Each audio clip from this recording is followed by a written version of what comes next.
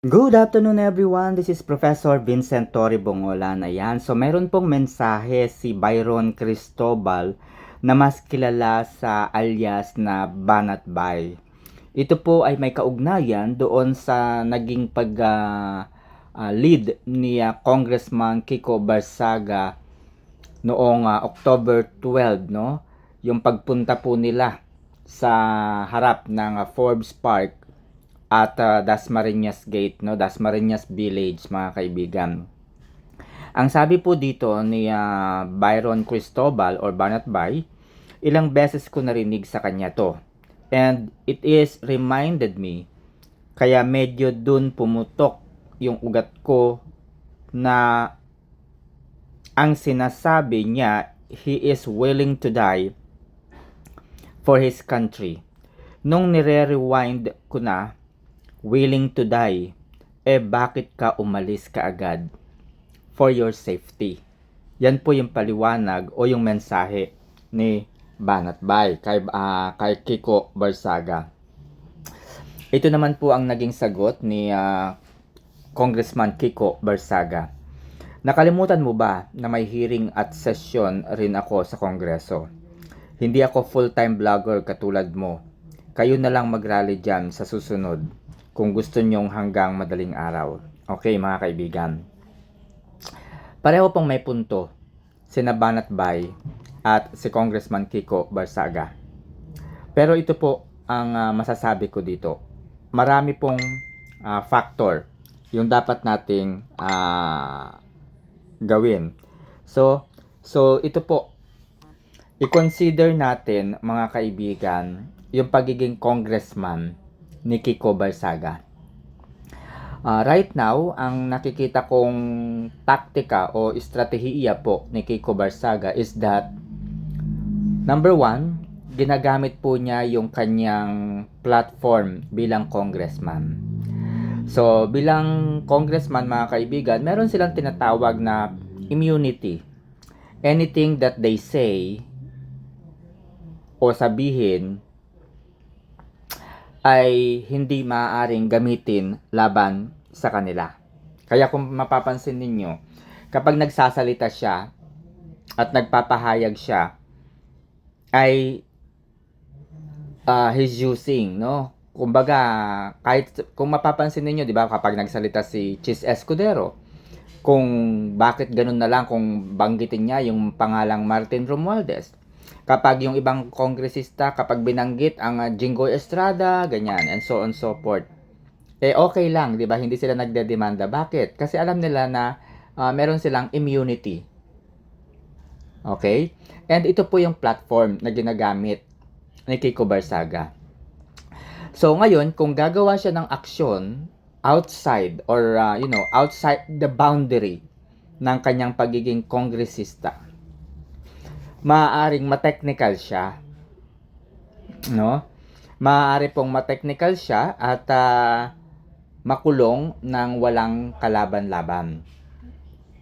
So syempre, kapag ganun po yung nangyari, hindi niya maidadahilan o wala siyang magiging reason kasi nga batas yung magsasalita, no? Batas yung magsasalita.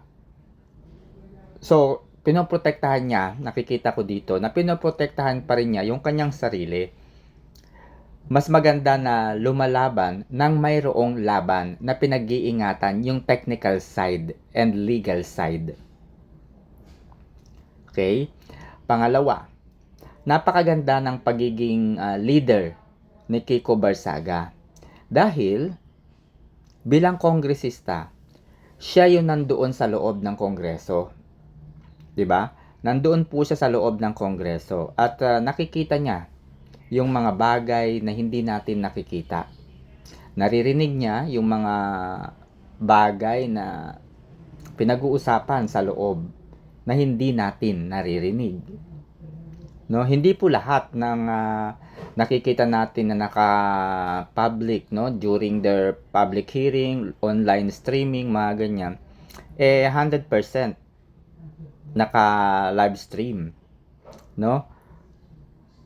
May mga bagay po doon na hindi natin naririnig at hindi natin kumbaga magagawa ng paraan o maiintindihan.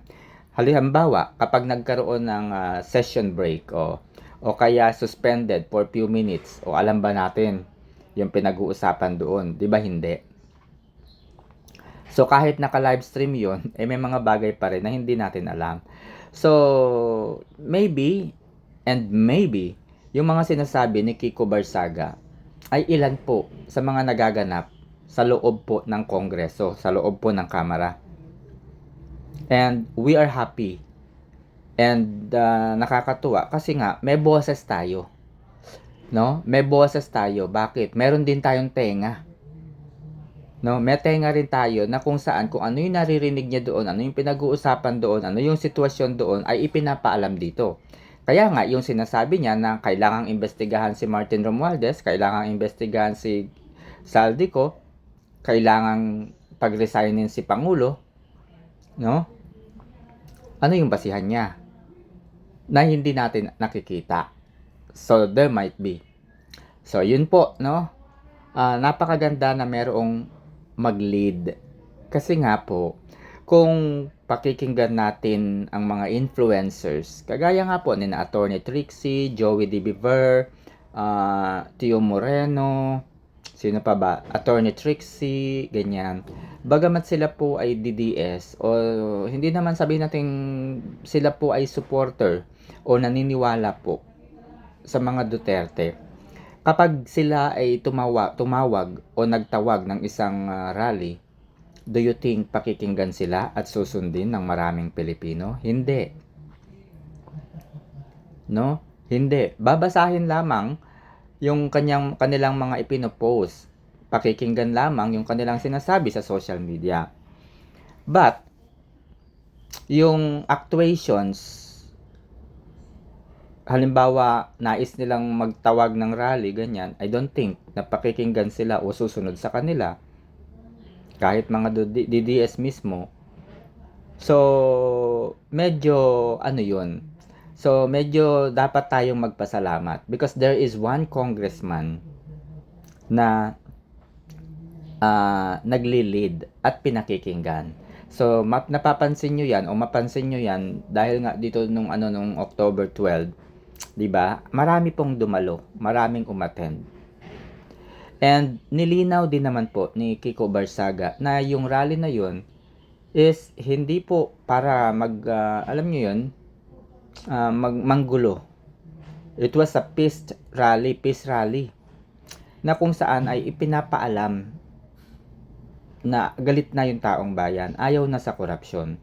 Kaya nga maayos niyang kinausap yung mga bantay doon. So ano po yung naging epekto po noon?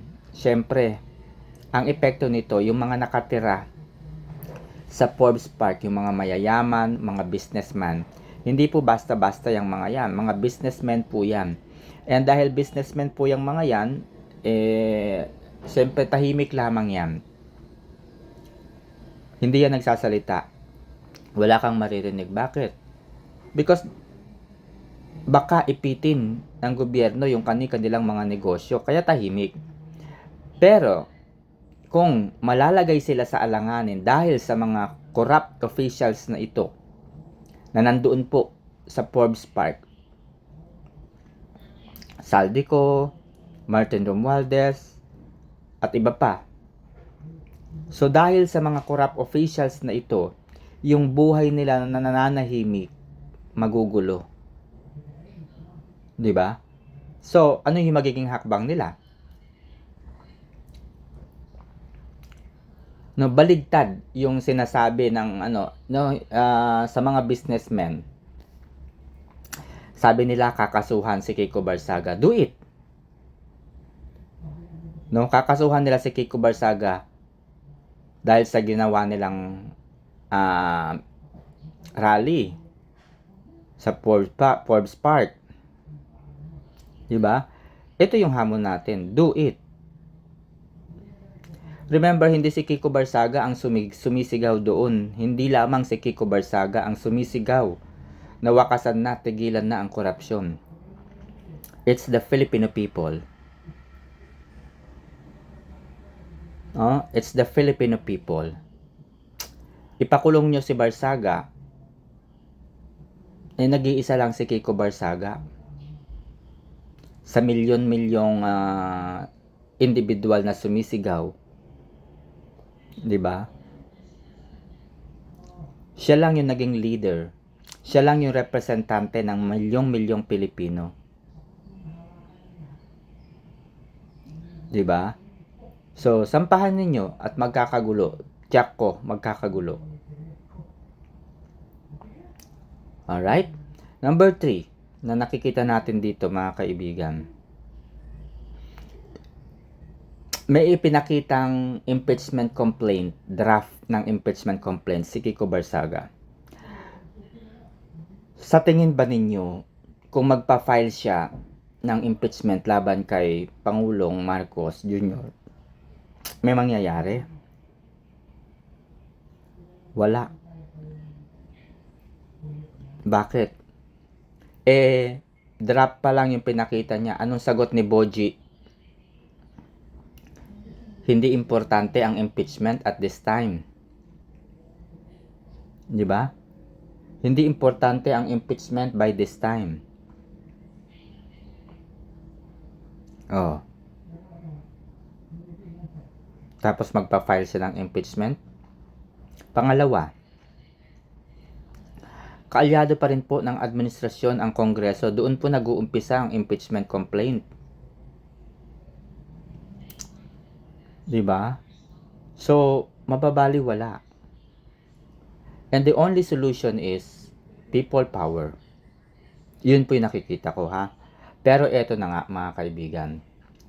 Sa part ni Kiko Barsaga, siguro kailangan niyang pagplanuhang mabuti.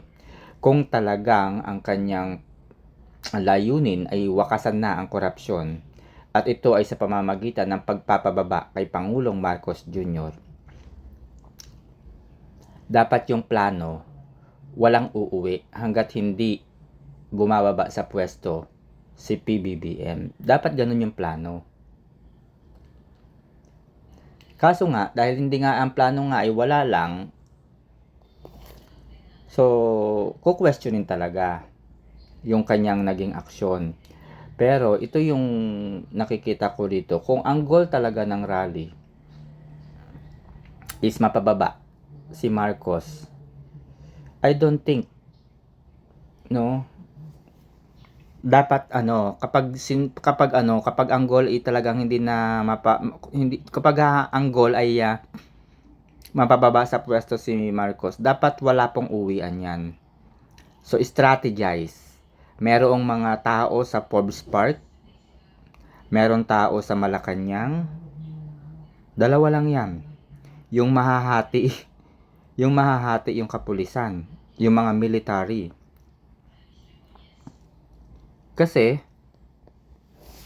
kung sa Forbes Park lang walang pakialam ang pangulo diyan.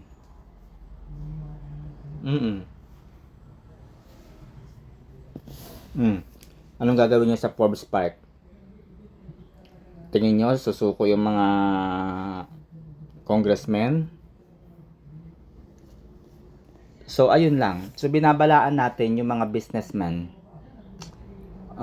Sinasabihan natin mali yung kanilang gawa na idedemanda si Kiko Barsaga. Hindi si Kiko ang kalaban natin dito. It's the congressmen involved in flood control. So ingat-ingat. Kung mahal ninyo yung negosyo ninyo, kasama kayo dapat sa sumisigaw ng anti-corruption. Kasi kung magtutulong-tulong kayo na wakasan, obvious na yung corruption eh. Obvious na yung corruption sa flood control. And involved yung mga kongresista, it's very obvious. So there's no point of supporting the government. Actually. So sa mga businessmen, there's no point of supporting the government. You have to support the cry of many Filipino people to end corruption. And that is, let's shout, Marcos resign. Diba? Yung minsanang buhos, kumbaga, ng ulan. So, yun lang mga kaibigan. kung meron kayong suggestion or dapat gawin sa tingin ninyo na make sense, feel free. So, God bless.